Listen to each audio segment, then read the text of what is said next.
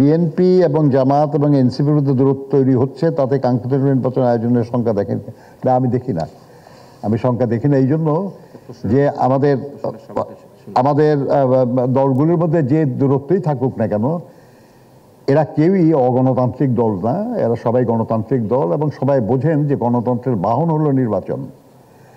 নির্বাচনের পিঠে চড়েই গণতন্ত্র আগায়, প্রতিষ্ঠিত হয়। কাজে নির্বাচনের ব্যাপারে কারো কোনো বাধা আছে বলে আমি মনে করি না। আমি মনে করি যে নির্বাচনের জন্য যেটা দরকার সেটা হলো নির্বাচনী পরিবেশ, নির্বাচনের প্রস্তুতি এবং জনগণের আকাঙ্ক্ষা, এ সবই নির্বাচনের পক্ষে আছে। অতএব আমি মনে করি যে ঠিক হবে, নির্বাচন হবে ইনশাল্লাহ শীঘ্রই। জাতীয় সরকার গঠনে বিএনপির অবস্থান কি? আমরা আমাদের দলের পক্ষ থেকে অলরেডি বলেছি যে আমাদের সঙ্গে যুগপৎ আন্দোলনে যারা যুক্ত ছিলেন, স্বৈরাচার বিরোধী তখন বলতাম আমরা, পরবর্তী পর্যায়ে ফ্যাসিবাদ বিরোধী বলা হয়েছে, স্বৈরাচার যখন ফ্যাসিবাদে পরিণত হয়েছে তখন সেই লড়াইয়ে যারা আমাদের সঙ্গে যুক্ত ছিলেন আমরা তাদেরকে বলেছি, তাদের রেফারেন্সে, যে আমরা তাদের সবাইকে নিয়ে একটা জাতীয় সরকার বা ঐক্যমত সরকার আমরা গঠন করব। এরপরে হয়েছে জুলাই আগস্টের আন্দোলন, সেই আন্দোলনেও অনেকেই যুক্ত হয়েছে। তারা সেই সব মশার বিরুদ্ধে সুরক্ষা দিতে এলো বসুন্ধরা এক্সট্রিম অ্যারোসল, মশার বিরুদ্ধে এক্সট্রিম সুরক্ষা।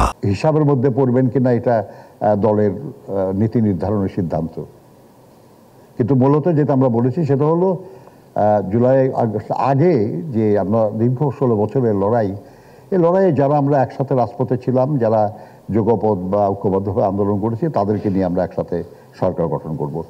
জাতীয় সরকার বলতে যেটা মিন করা হচ্ছে আর কি, সেটা হলো সর্বদলীয় সরকার আর কি। তো সেখানে কোনো কি বিরোধী দল থাকবে না, তাহলে তো জবাবদিহিতারও অভাব হবে আর কি। কাজেই অনেকেই এটা আলাপ করেন আর কি, যে আমাদের নাকি প্রস্তাব দেওয়া হয়েছিল জাতীয় সরকারে গঠন করার, আমরা রাজি হই না ইত্যাদি আর কি। এগুলো আমাদের কাছে এ ব্যাপারে কোনো তথ্য নাই।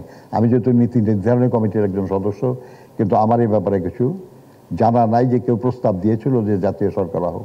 এক একজন এক এক রকম, যে ওনারা যেটা বলেছেন আর কি, যে নতুন ন্যারেটিভ আর কি, অনেকে নতুন নতুন ন্যারেটিভ তৈরি করে। এটা আমরা মুক্তিযুদ্ধের পরও দেখেছি, এখনও দেখছি।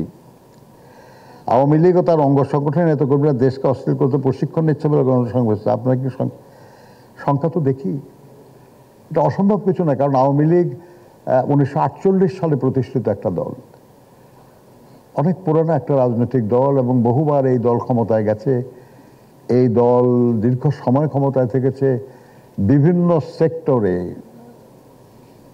আমি তো বলি আর কি, যে আপনার সেনাবাহিনী থেকে শুরু করে পুলিশ, প্রশাসন, বিচার বিভাগ, মিডিয়া,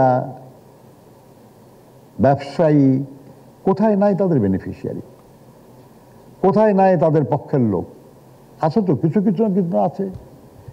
তাদের মধ্যে কেউ হয়তো ইতিমধ্যে অনুভব করেছেন আর কি, যে যেটা তারা করেছেন সেটা অন্যায় করেছেন, ভুল করেছেন, পরিবর্তন হয়তো হচ্ছে, কিন্তু তারপরেও অনেকে রয়ে গেছে। কাজেই তারা তাদের ক্ষমতা পুনরুদ্ধার, তাদের দুর্নীতি অনাচারের যে ক্ষেত্র, সেটাকে পুনর্দখলের জন্য যে উদ্যোগ নিতেই পারেন, এটা তো অস্বাভাবিক কিছু না।